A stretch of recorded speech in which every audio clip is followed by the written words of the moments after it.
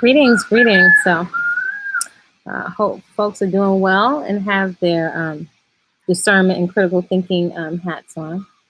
So, I just wanted to make note of something, and I'm going to state this for the record. So, as a parent of a grown adult offspring, it goes without saying we don't control our offspring, and with these cult situations. Uh, the cult leader, excuse me, is very well aware of the legal age, which, by the way, is younger in other countries. I'm gonna state this for the record. Um, the young woman currently there um, that came forward for some health conditions has initiate clothes on, and she's being groomed to marry into the family. Now, maybe at this point, maybe the parents are okay with it. Maybe everybody's being so politically correct, no one's going to say anything.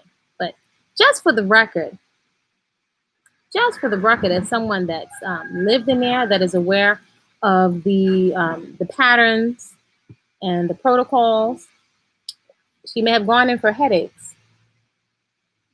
She's being groomed to marry in, as well as her other relations that are in there. So if that's not a cult, I don't know what is.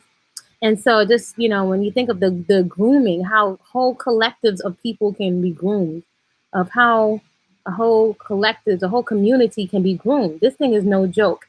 Groupthink is no joke. And folks are being so polite, no one is going to say anything. And I have compassion as a parent. Perhaps if you're scared, one of the ways that people are usually manipulated is if they're scared for their health. That's one of the top ways that people are manipulated into a cult. If they have a health issue, which manipulative cult leader can manipulate and exacerbate and get in folks' head to make them think that it's worse. Maybe they do have a health condition. So you got to think about it out of fear and folks being in your head and you being in an isolated area and you have limited access. It's a slow, steady process of grooming. So maybe no one will say anything, but members of cults, they are used to bring in family members, community members, and they're used as a buffer for the rest of the community. It is what it is. But for the record, as you watch it unfold, this young lady is being groomed and concentrated on very intentionally. Very intense. She has on the clothes of an initiate. She's being groomed, how she's being introduced, as a woman. She came in there for headaches. So I'm not going to say any names. I'm just going to, tuck this away in this little teeny corner of the internet. But if people and maybe perhaps surrounding family members would ask themselves some very pertinent questions, fear is a very potent motivator. It's a very potent motivator.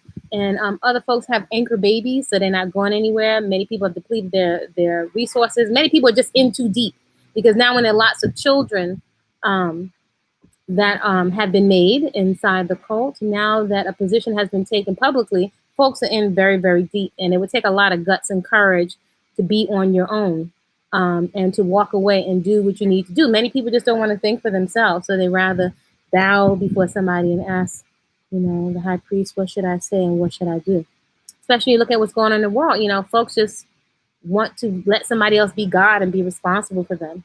But for the record, this young woman is being groomed and a whole community. Let's make no mistake. And I can speak as one as a mother.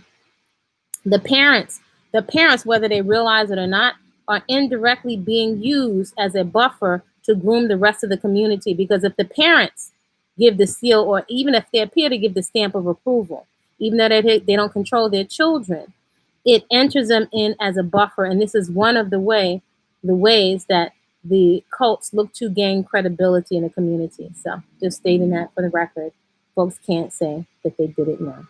And it's not funny.